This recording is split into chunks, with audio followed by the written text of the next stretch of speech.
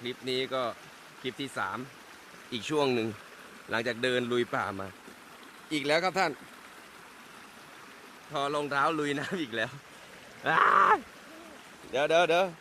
พ่อถ่ายรูปลูกก่อนมาไปเปล่ามาลุยมาเลยเปียกแล้วมาเปียกแล้วมาเร็วมาพ่อพาไปเร็วมาเดี๋ยวค่อยไปถอดฝั่งนู้นไปฮะไปมาอุ้มเดี๋ยวพ่ออุ้มไปฝั่งนู้นไปจะได้ไม่เปียกเน่ระวังขาข้ามน้ำอีกแล้วน้ำร้อนอ่ะน้ำเย็นน้ำร้อน เย็นจะตายพ่อเดินข้ามน้ำอีกแล้วเลื่อนมีแต่ตะไคร่น้ำเฮ้ย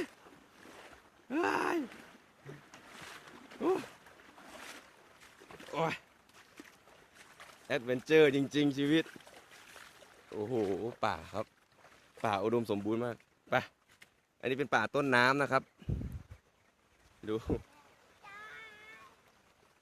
แล้วพ่อก็เปียกน้ำอีกแล้ว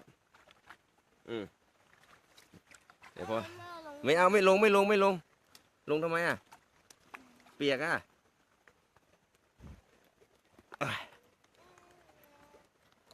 เมื่อเดินข้ามไปฝั่งนู้นเดินข้ามไปฝั่งนู้นเมื่อไป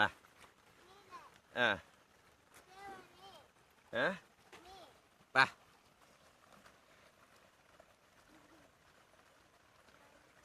เร็วดิไปต่อเร็วเดินมานี่เดี๋ยวไปข้ามทางฝั่งนู้นต่อเร็วมาเร็วอันนั้นเดินกลับแล้วมาเร็วมานู่นไปข้างหน้านู่นนี่ไปทางนี้เร็วมานี่เร็วเร็ว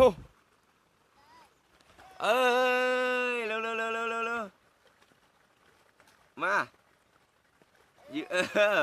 ไปหนุกไหมยิ้มก่อนไปลุยต่อครับเดินอีกไม่รู้เท่าไหร่เขาว่า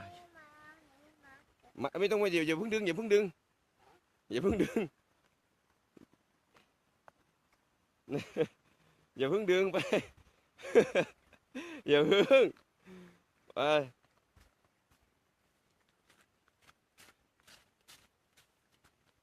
ดูกลางป่ากลางดอย2 พ่อลูกเดินกัน2 คนไปกันได้เหมือนกันเว้ย